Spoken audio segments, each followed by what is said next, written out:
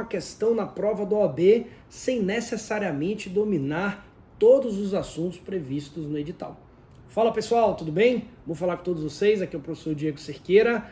Estamos caminhando para o nosso projeto de primeira fase. A você que irá fazer a prova do 39º exame de ordem, eu sei que a ansiedade é grande e eu quero trazer aqui uma dica, principalmente pelo número de mensagens que eu recebi dos alunos com certa dificuldade na hora de resolver alguns exercícios. É muito comum para quem está iniciando a preparação tentar, ao resolver uma questão, fazer a leitura do enunciado e tentar achar aquela alternativa correta para o gabarito da questão. À medida que vocês vão estudando, ganhando canja, experiência na resolução de muitos exercícios, vocês vão percebendo que muitas vezes a gente pode fazer uma questão por eliminação. Então, dificilmente um candidato ele vai dominar todos os assuntos do edital. Eu, quando fiz a prova do AB, quando fiz a prova da Receita Federal, eu não sabia todos os assuntos. E este processo e esta dificuldade você irá enfrentar no dia da prova. Não saber todos os assuntos e ter que marcar uma questão sem necessariamente dominar todos os assuntos. Poxa, Diego, como é que eu saio dessa encruzilhada, digamos assim? Primeiro, o seu nível de atenção na hora da prova precisa estar bem alto.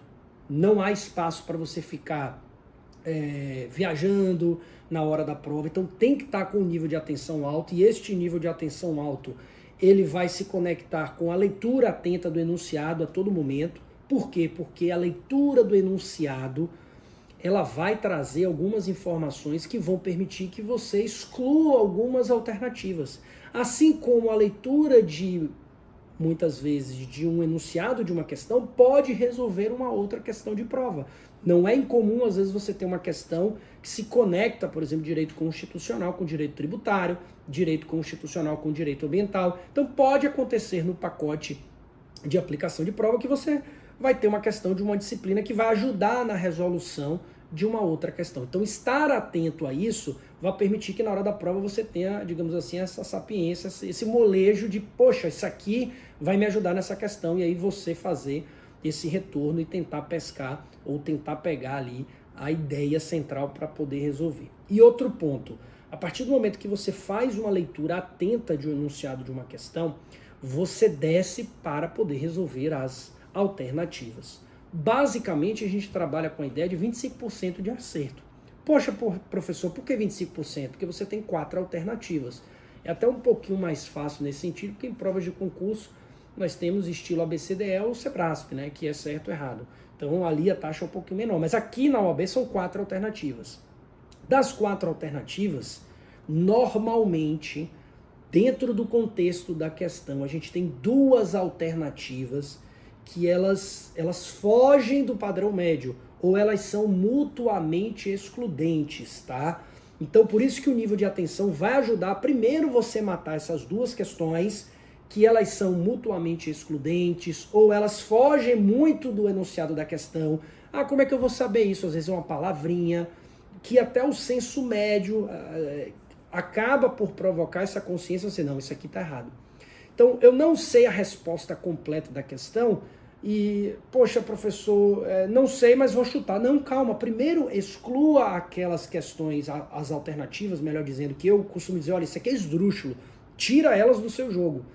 Não sei, calma, deixa elas de lado, marca uma bolinha e vai fazer as outras questões. Depois, ao final, às vezes com uma tranquilidade maior, com um traquejo maior, você volta para a questão para marcar. Eu, particularmente, não gosto da ideia de ter que ler a questão e marcar necessariamente. Ainda que eu não sei a questão, eu não sei, estou em dúvida das 2, eu já escolho e marco uma. Não sei, estou em dúvida e não estou conseguindo bater a questão, deixa ela de lado, depois você volta. Ah, professor, mas isso gera maior ansiedade? Eu acho que não. Se você tiver essa consciência, você vai excluindo da sua prova aquelas alternativas que vão eventualmente ali melhorar a sua taxa de acerto, porque se você tiver entre 2, depois você volta para fazer a leitura e aí sim você vai definir. Quando é que eu sei que eu não sei a questão?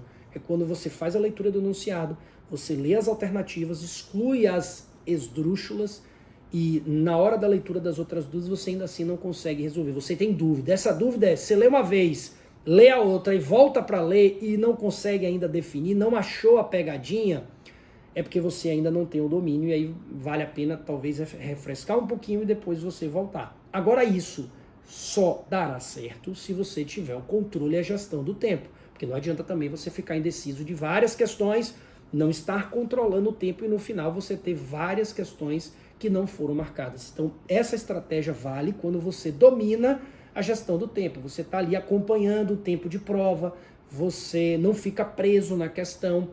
E como é que eu melhoro isso? Eu tenho uma confiança maior resolvendo muitas questões antes, por meio de simulados, por meio do treinamento em casa. Então pense, eventualmente, se isso pode ser uma ajuda no dia da prova, principalmente para tirar aquelas duas alternativas ali que você sabe que elas estão fora. Eu gostava de fazer uma coisa que era o seguinte: poxa, essa alternativa está errada, o meu que eu passava já um risco ali na alternativa, para não nem dar margem de eu querer ler ela novamente e mudar. E outro detalhe, quando você marcar uma questão, muito cuidado ao querer trocar o gabarito, tá? A gente brinca no mundo dos concursos que quando a gente marca uma questão, a gente só muda se a gente tiver certeza, uma razoável certeza de que, poxa, achei o erro da alternativa que eu marquei e marquei por equívoco. Tipo, caramba, como é que eu marquei isso aqui e não vi? Aí você troca. Fora isso, tá na dúvida, marcou. Eu, particularmente, a minha opinião pessoal, acho que vale até a pena você colocar aqui embaixo na descrição do vídeo, se você sofreu ou já vivenciou algo nesse sentido, se eu marquei, eu não volto atrás e não troco a questão, se eu não tiver segurança de que aquilo que eu marquei estava errado e aí eu estou corrigindo o erro. Por quê?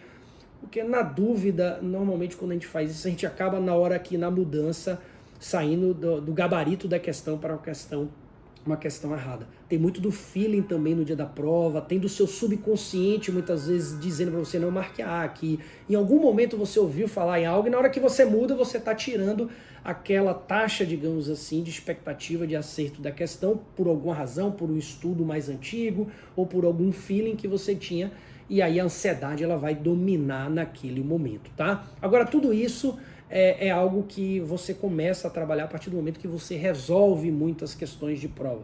Por isso que a gente sempre brinca no estratégia, olha, faça muitas questões, resolva muitas questões, faça simulados, porque tudo isso é um momento para você treinar e aplicar, digamos assim, essas estratégias para que no dia da prova você esteja um pouco mais confortável e poder ter esse jogo de cintura. Não adianta apenas ver este vídeo aqui, chegar na hora da prova, mudar toda a sua estratégia que foi desenhada, porque o Diego, porque o José, a Maria comentou algo nesse sentido, tá bom?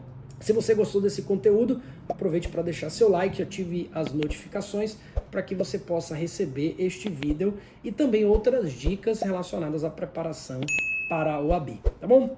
Aproveite para deixar uma mensagem aqui embaixo se essa estratégia ou essa dica ajudou e eventualmente se você tem alguma outra sugestão para que a gente possa compartilhar entre a nossa turma aqui, entre a nossa comunidade da OAB, tá bom? Grande abraço a todos, tchau, tchau!